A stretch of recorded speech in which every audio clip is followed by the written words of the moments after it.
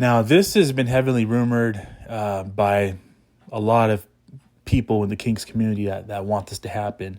I'm neutral about this, but boy, Paul George to potentially the Sacramento Kings would be a very, very good fit.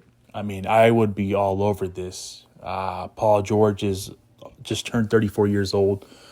He is still playing at a high level when it comes to the NBA level.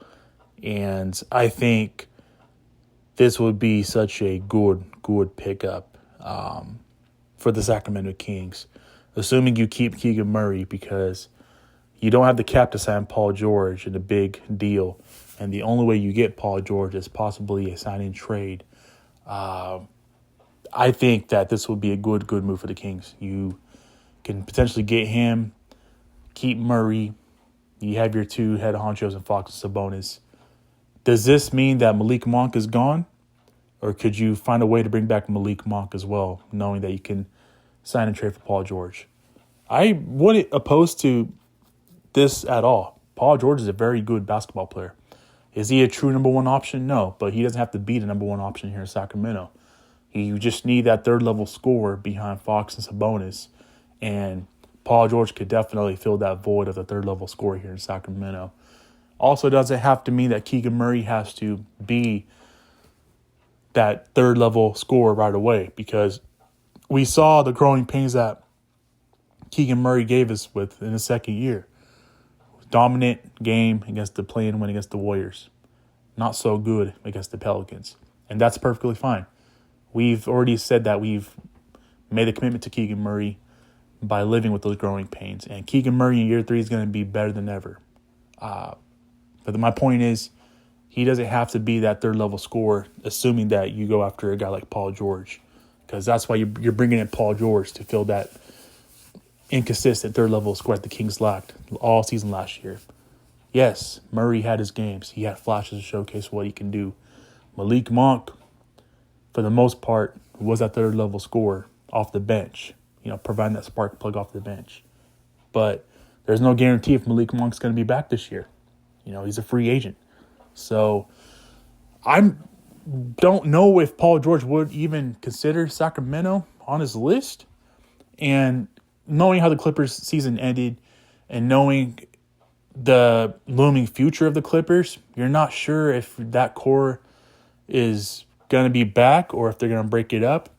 Really hard to say right now because where the Clippers are at in the situation going into this offseason, and they're opening up their new NBA stadium next season in Inglewood. So I don't think they want to blow it up because they're moving into a new building. But crazy things have happened in the NBA, and it wouldn't be a shock or surprise if Paul George decides to test the free agent market and look elsewhere. So I wouldn't be opposed to this. I would love and welcome Paul George in a Kings uniform. I mean, God, can you imagine Paul George with Murray, Fox, and Sabonis? That would be a crazy good four that you would have.